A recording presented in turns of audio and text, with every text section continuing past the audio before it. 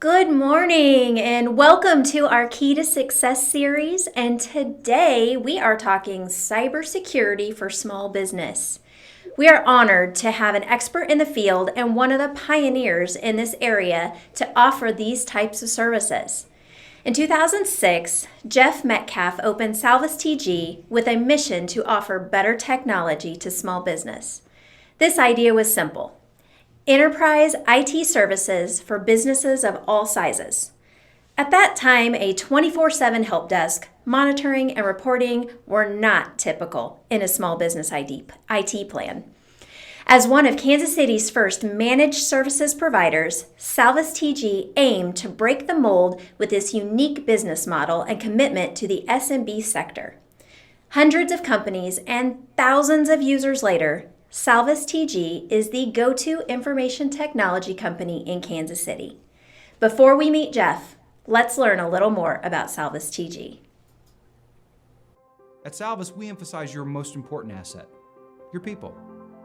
Computers don't have deadlines. Servers don't care if you have to be in court in a few hours. Networks need maintenance and repair, but it's your users that need support. As a managed services provider, we do 24/7 help desk, we do asset management, data backup, managed security, just like everyone else. That's not why our customers choose us. They choose us because of our focus on customer service, response time, communication.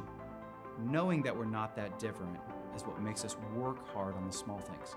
They know, your company's password, the infrastructure, what softwares you have, all that good stuff, and we keep that personal touch because number one, we focus on it. But what enables us to do that is a fantastic infrastructure of tools, processes, and procedures. We want you to know our people, and we want you to rely on them, and we want you to trust them. Anywhere your users are, any time of day, no matter the issue, pick up the phone, call the help desk. Somebody on the other end will get you the help that you need. Anyone can fix computers. At Salvas, we support people. Good morning. Hello there, Jeff. Hi, good morning. Thanks for joining us today on this crazy day, on this crazy snowy day, but Yeah, happy to be here. Thank you. we're here to learn some exciting stuff. So I'm sure 2020 was crazy and everybody started going into technology and doing different things with technology and how do we get our messages out there, but I'm sure that posed some extra security issues. I know we're getting ready to go into some slides that you have in a presentation. So I want to let all of the people out there in Facebook world know that we are taking your comments and questions. So please post those. And then after Jeff is done with his presentation, he will be able to answer those for us. So I want to turn this over to you, Jeff, because I need to hear more about this. Yeah, great. Thank you. Thank you for the time. I'm happy to be here. So basically, the intro kind of said it. Thank you for that warm introduction. So we're an IT company for small business. We're what's known as a managed services provider, or an MSP, which is basically just a new way of saying IT outsource group for small business. We handle, we're essentially, we are a plug and play IT department. So rather than, the occasional break fix or hiring technicians to fix things when you need them, you sort of install Salvas and you've got, all the way from a CTO all the way down to day-to-day help desk and support of hardware, software, break fix, and everything in between.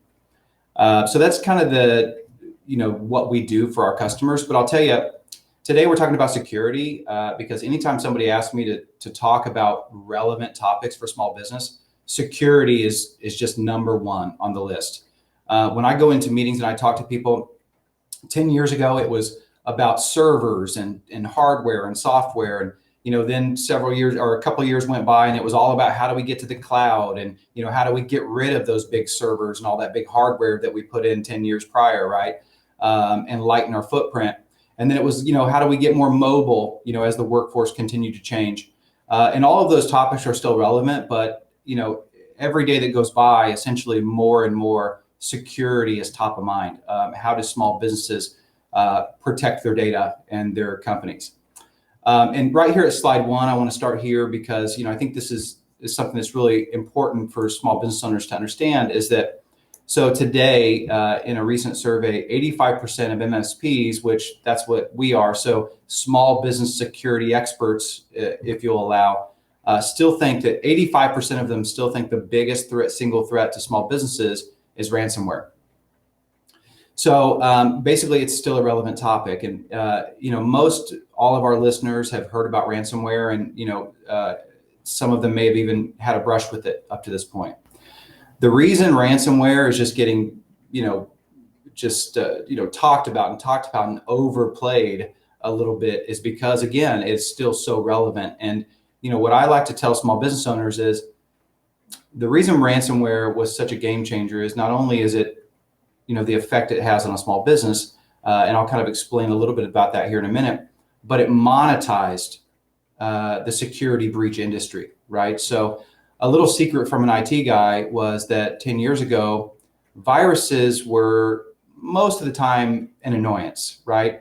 We weren't that worried about them. Everybody had antivirus and we had firewalls and we had some security tools. But the truth of the matter was, and some of you can relate to this, is if you got malware or if you got a virus, really the worst case scenario was you lost a couple hours while your IT person rebuilt your computer or fuddled with it trying to clean it up. It was an annoyance. Ransomware changed that game and it created a global market overnight. Basically, if you think about this, if you're overseas or in a poor part of the world or a country, where a lot of these threats come from, you could go into business overnight with very little. And this is hundreds of millions of dollars a year are getting paid in ransomware. So basically, ransomware, for those of you who don't know, is it's very similar to another virus where you contract it. Whether you receive an email and click a link and you are led that way, where you can have the virus contracted on your computer, or you can get it over the web, or you can get it in an email attachment, basically the same way you can with a virus. The difference is that it very silently encrypts, it crawls the network, right? So it's kind of the worst of all your fears. That virus is contracted on your computer and then it crawls the network and it encrypts any data that it can reach. So if you can reach it with your keyboard and mouse, as far as on the network or neighboring computers, it will crawl there essentially and encrypt that data.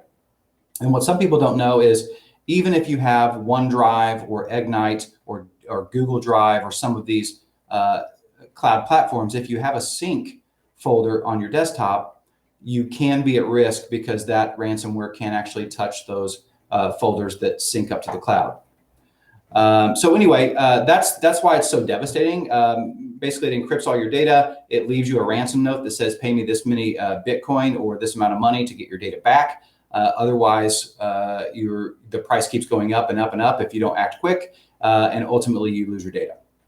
So that's why it's still such a problem for small business, and it's still very prevalent. One thing that I really like small business owners to know is the reason the conversation is so security, and the reason that's top of everyone's mind right now, is because for years and years, small businesses operated somewhat, they were protected by anonymity. And it's my job to let small businesses know that they are not just a target of ransomware and cyber criminals. You are the primary target. If you think about this from a monetary standpoint, right? If you think about ransomware as a job and the people perpetrating ransomware as employees, essentially they have shifted their focus from hospitals and giant companies and major insurance companies where they have expansive IT teams and hundreds of millions of dollars in IT security budget, and they shifted their focus to a smaller target who has just as much to lose, if not more, as far as the value in the data that they have, and they do a lot less to protect it because they don't know how to protect it, or they don't have the budget for it, and those kinds of things. And so cyber criminals have really shifted their focus to small business, and ransomware has made it worth the effort to spend some time finding these small businesses and trying to find their way in. Small businesses have become sort of the low-hanging fruit in the cybercrime industry. Could you go ahead and hit that next slide? Okay, so this is an interesting one. This slide right here says, in a recent survey, 43% of small businesses have zero cybersecurity defense plans. I would challenge this number and say that most small businesses don't have a cybersecurity defense plan. So questions like, where's our data and is it accessible to a ransomware attack? Not only that, but what happens if and when we are touched with ransomware or we have a breach? What do our employees do if and when we're breached? Can we recover the data? How long does it take to recover? What is happening in our business while we're recovering? All of these things are basic questions that need to be made up of your cybersecurity plan. So, I think that what I want people to take away from today is I'm going to try to talk a little bit, and I'm going to try not to be boring, but I'm going to try to talk a little bit more about the specifics that you can do and the tools you can use today that are very low cost and will help insulate you from ransomware and other cybersecurity threats like that, and start helping you get your cybersecurity defense plan, on paper. The number one thing I could say with a cybersecurity defense plan or a cybersecurity plan is you need an expert. I don't know about you all, but when I got into business, I stopped doing my own taxes, right? Just because it was too complicated. I wasn't up on code, all of those things. And I handed that over to an expert. And so the same thing is true with cybersecurity. You really need an expert in your corner. If you're an expert, that's excellent. But if you're not, you really need to have one. Cybersecurity is changing by the hour. And you need somebody in your corner that is thinking about these things, how to stay ahead of the latest threat, how to keep your users protected and your data protected. So go ahead and go to the next slide. Okay, so 70% of small businesses employees had their password stolen in the last year. So one takeaway I want to give you today for free, and I want you to take this back to either you can do it yourself or you can engage your IT folks, is multi-factor authentication. So Microsoft has been quoted in saying that enabling multi-factor authentication cuts down on 99%. I think it was over 99% of all email-borne security threats. So essentially, while ransomware is the most devastating attack that we talked about, the most prevalent and the one that you guys are seeing every day is phishing attempts, right? So phishing attempts are coming in every minute and mailboxes all over the place. Spam control doesn't help us with phishing attempts because essentially all a phish is just me sending you an email asking you for something. So there's nothing necessarily inherently malicious about it. It's just me sending you an email and saying, hey, could you click this link and put your password in? That kind of thing. So most everybody is very used to multi-factor authentication now with thanks to Facebook and Amazon and a lot of the personal services that we use. So basically when you put in your email address and your password, you're then prompted with a text on your phone or through an app on your phone to then put in a secondary code. So essentially, if someone sends a phishing attempt to me or a phish email to me or my staff, and they're successfully phished and that person hands over their username or password, now that perpetrator, from wherever they are in the country or in the world, will take that username and password, try to log into your email or to your directly into your work accounts or your office accounts. And basically what happens is once they put in that username and password, they're going to be prompted for that secondary authentication. And so you're going to get a text on your phone that says, you're trying to log in, here's the code in order to provide the second tier of authentication. And of course, you aren't the one trying to log in, so you don't do it, and the breach attempt is stalled.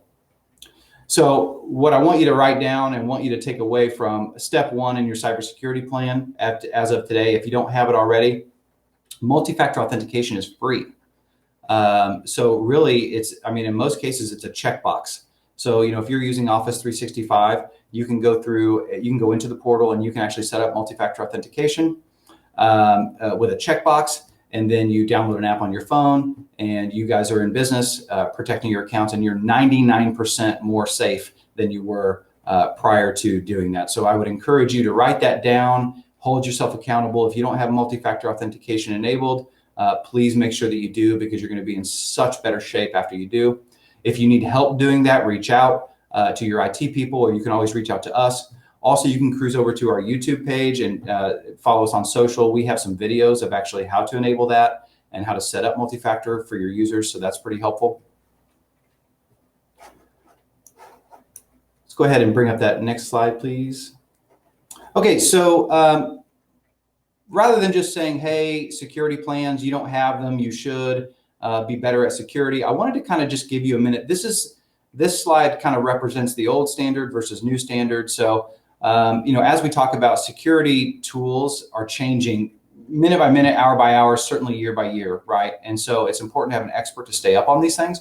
So what I wanted to give you here is just sort of an illustration of what we're talking to our customers about.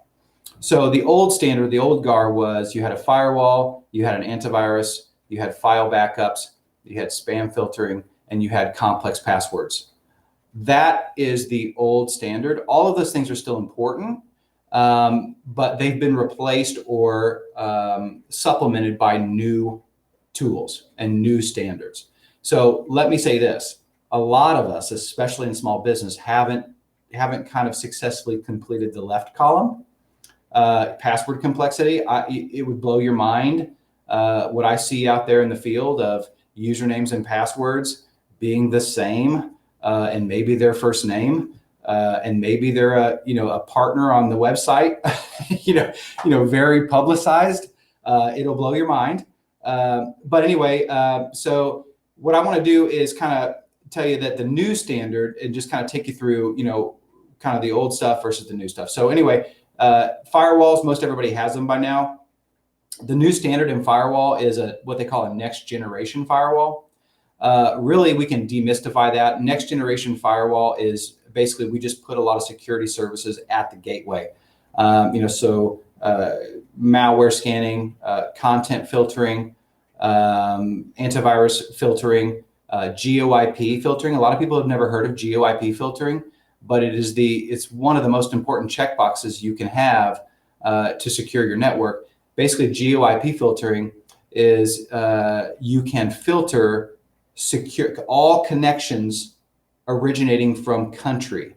So essentially, if you only do business in the US or the US and a couple of other countries, you can go in there and literally select all and disable connections from all other countries, which means Russia, Ukraine, China, all of these places where these security threats are coming from. You can just click a checkbox and your firewall will deny any connection from them. So no matter how clever they are, no matter how they package that threat, your firewall is smart enough to know that if it's originating from China, then I'll just deny it. So that's a really important, and it's basically, I wouldn't say it's free, but it's next to free. It's bundled up with your firewall services. So it's a very important feature that a lot of people have never heard of. It doesn't get a lot of publicity. So yeah, next generation firewall is just a new kind of firewall that you put all those services. Most of you probably have these by now. And basically what I used to tell people is firewall is a little bit like having a doorman with a list, where connections can come into your network if they're on the list. If they're not on the list, they can't come in. It's just a yes/no system, right? That's what a firewall does, essentially. A next generation firewall says, are you on the list? Yes. And now I need to check all your pockets to make sure that you're not bringing anything that we don't want inside the building. So that's kind of the difference. Antivirus. So antivirus, everybody has antivirus by now. Whether you know this or not, antivirus has kind of always been not very effective. It's very reactive in nature. So basically the way it works is a infection comes out in the world. Very smart people write a security definition for that infection, and then the entire world has to download it to be protected from that threat. So it's very reactive in nature. You guys have seen this by now, that if you run 5 antivirus programs against one virus, 2 will catch it and 3 won't. And then you run another virus scan, the other 2 and the other 3, right? So they all catch different things. EDR is the new ransomware type, or it's born from ransomware, because traditional antivirus basically couldn't even help against ransomware at all. EDR, or endpoint detection and response, is it's machine learning, and it learns your behavior. So essentially you install it on your computer and it learns how you use the computer and what resources you access. And it uses artificial intelligence to understand that. So it's not just sort of, do I have a definition to block this file? It's, is this file's behavior normal? So it's much more sophisticated. People, this is showing up on insurance forms, compliance, PCI compliance. So when you see that on there, EDR or next generation firewall, endpoint detection and response. You're going to know what these things are. They're sort of the new security standard. And we're running short on time here, so I'm going to run through these pretty quickly. But file backup, most people have file backups. If you have any infrastructure at all, we need to turn in those file backups to image-based backups. They're inexpensive and much more effective, especially in a ransomware world, in recovering from some sort of security breach, is to have image-based backups. That's really important. Spam filtering. Spam filtering is certainly still important, but it doesn't protect you from phishing. So that spam filtering is now giving way to advanced threat protection if you're on Office 365, which protects you against malicious links and attachments in email. And then even more fun than that is employee training. So something that's gaining a lot of popularity is a phish testing program, including a cybersecurity, automating cybersecurity as well. So essentially what happens is you phish your own people.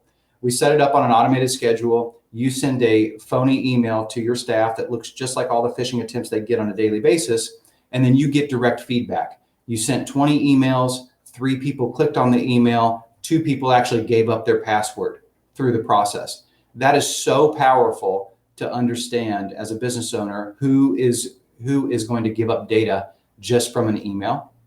Then what happens is you set it up to automate security training. So I'm Jeff Metcalf. I got an email from my boss. I didn't know. I got a phishing attempt that said, reset your Microsoft password. So I go, okay, I'm going to reset my Microsoft password. I get phished. My boss gets an email that says I got successfully phished. I automatically get enrolled in cybersecurity training. It's very quick and easy, and it's not meant to shame anyone. It's just meant to say, hey, you were tricked. This is how you don't get tricked. And I go through this little cybersecurity training, and then my boss gets an email that says Jeff completed his cybersecurity training, or also maybe Jeff didn't complete his cybersecurity training.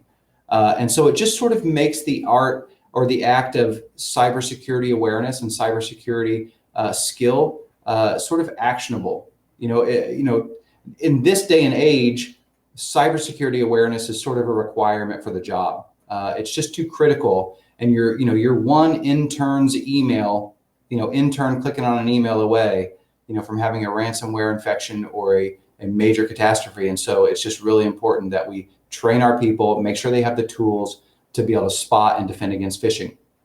And then again, password complexity. A lot of us are still working on that one.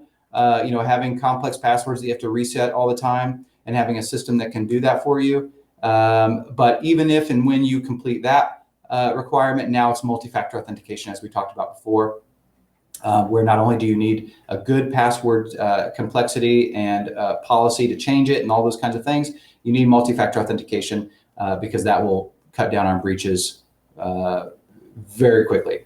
So that's kind of the presentation. So if there are any questions, feel free to fire those off. Yeah, that's some great information, stuff I had never thought about before. One of the things that popped in my head is email the only way for them to get in to do ransomware, or are there any other ways? Yeah, it's a great question. So it's a great question. So a lot of times what we're talking about, and something I didn't talk about on this slide, is the dark web, right? So most of us have heard about the dark web now. So most of the time what happens when you get phished is you click on a link, you put in your password or your email address, and really nothing happens. There's no skull and crossbones on the other side and nothing catches fire. What they're doing is collecting your username and password. The other thing that everybody should know is that when you hear on the news that Target or Equifax or one of these giant corporations was breached, usually what we do as consumers is we think, did I use my credit card on Target.com recently? I haven't, or that card's no longer valid, so I'm not worried about it. Criminals don't want your credit card anymore. The reason that, or the haul that they're getting from Target and Equifax and so on, is personal information, including usernames and passwords. Because if I, as a criminal, can get a database full of email addresses and passwords, chances are the same password that you used at Target.com or Equifax.com or so on is pretty close to the one you use on Facebook, is pretty similar to the one you use on Amazon, and maybe even the exact same password that you use at work. So really, phishing attempt is a primary vector in which people are getting hacked, but really that's where you get your information stolen. Where people are getting direct breached is that those passwords end up on the dark web for sale. We actually have a tool, and we're offering for our all of the Independence Chamber members currently. We've been running this through social, is a dark web scan. Essentially, you can go out to through our tool, you can go out to a dark web scan. You put in your domain xyz.com, and it will show you any current breaches or current listings of email addresses and passwords on the internet. Because as a cyber criminal, usually breaches don't happen with me, wearing a hoodie, sitting in a dark room, breaching your firewall like the movies would have you believe. The truth of it is I just find a clever way to ask you for your password, and then you give it to me, and then I use that password to log into your office, to connect to your office and log into your computer. That's essentially the way it happens. So if your username and password is either stolen through a phish or exists on the dark web today, people can actually use that username and password and use remote desktop connection, VPN in some cases, Citrix, and connect to your actual office the same way that you do, as you. And then they have direct access to your data and to harm you that way. Wow. It's just stunning what people can do out there. It's just amazing. It's funny. I always tell people, if you have some time, go out to YouTube and look up Jimmy Kimmel password. I don't know, so basically what happens is he has a man on the street. This is a fantastic video.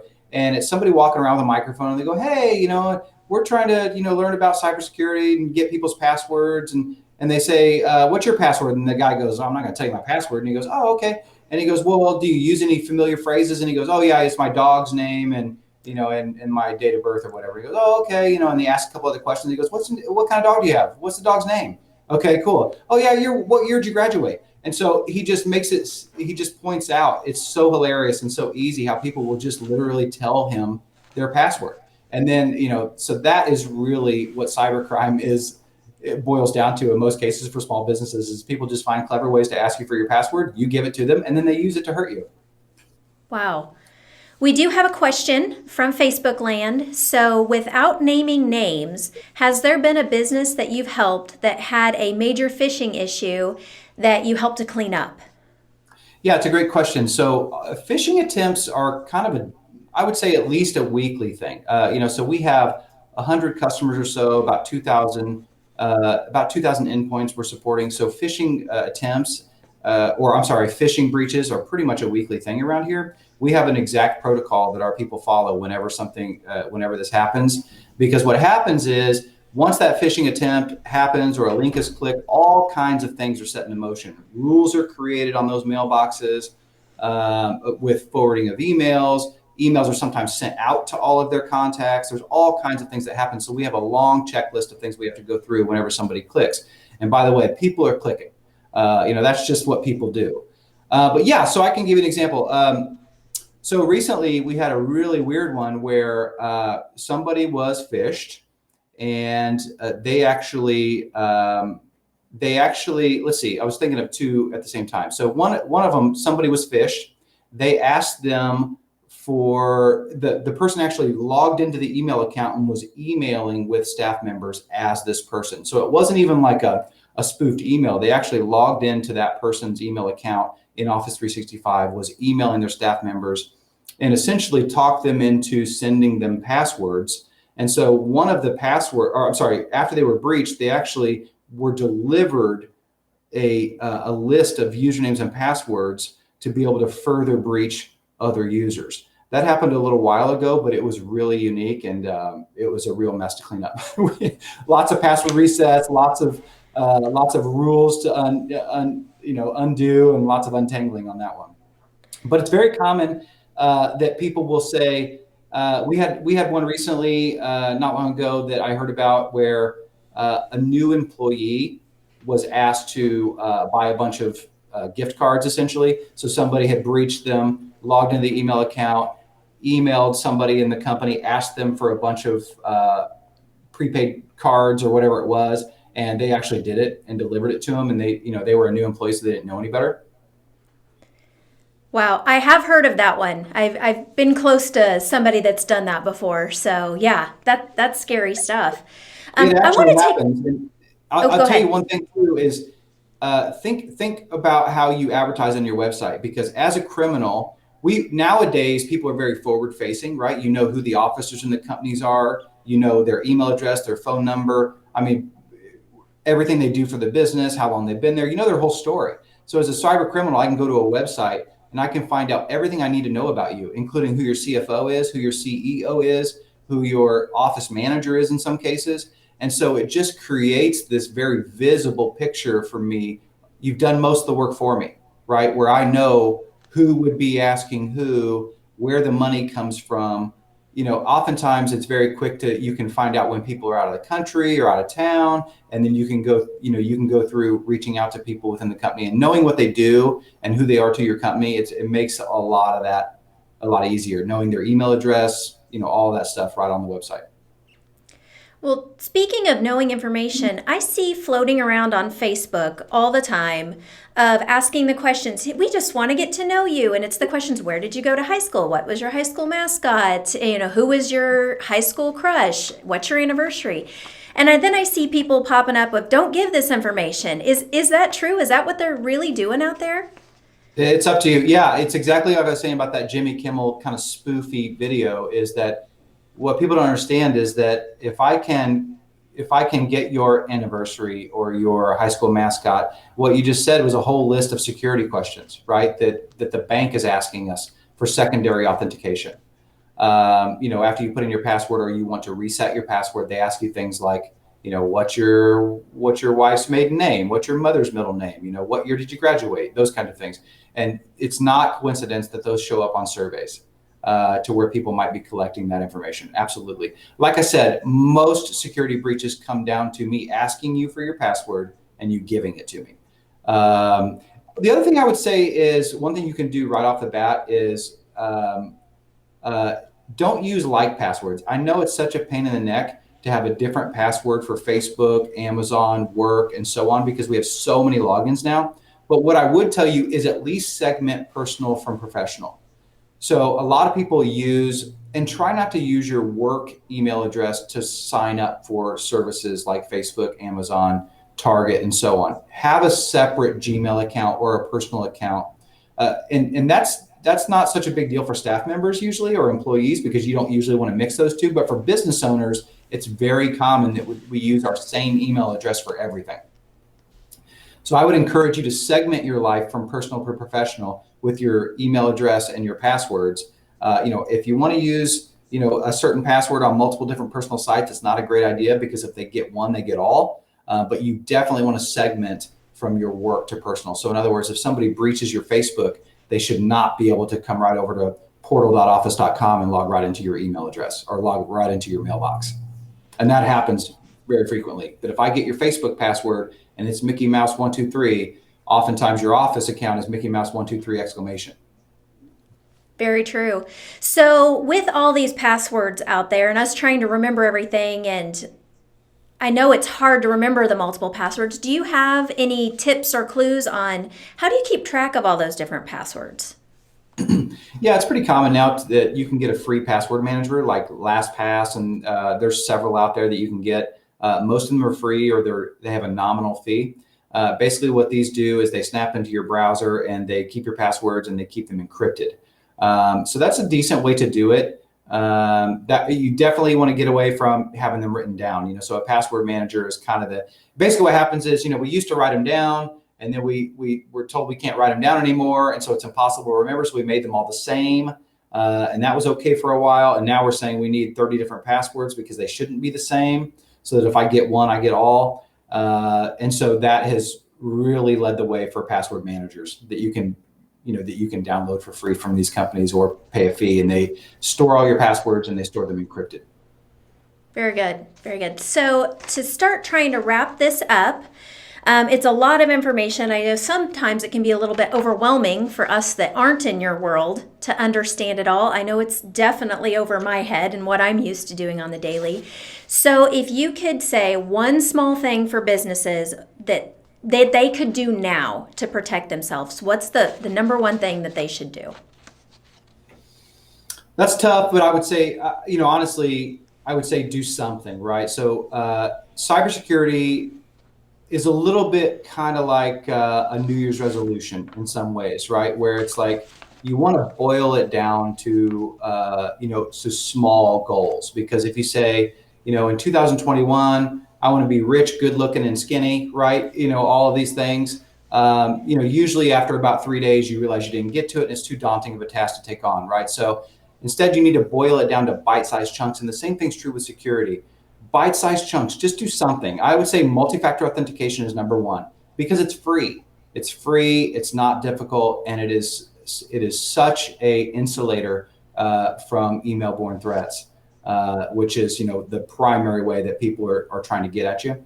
So I would say multi-factor authentication, and the number two would be if your taxes were a mess and your books were a mess at the office, and you thought this is just too big of a thing to take on, so I'm going to keep sticking my head in the sand. Which, by the way, as business owners, we do that.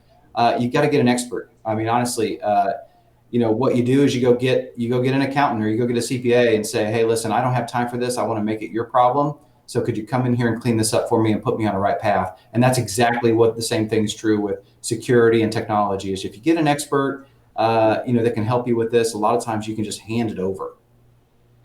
Very good. So, because we know you guys are experts in this field, and if people have questions, I see that we have put in your web address here, salvastg.com. What are some other ways we can get a hold of you guys too? Yeah, definitely the website, salvastg.com. We're very active on social. So we have a LinkedIn page, SalvasTG. We have a Facebook page. We have a YouTube page. So basically you can find us anywhere on social. Go to salvastg.com, go to Facebook, go to LinkedIn, search in SalvasTG. And you'll find us. Connect with us there. We really like to communicate to small businesses, so we put a lot of content out there for free. We really fancy ourselves content creators, and we have a heart for helping small business owners sort of help themselves. So check us out on social. You get a lot of content for free. Free dark web scans are out there right now. For instance, you can go out there and sign up, and we can just provide you a report.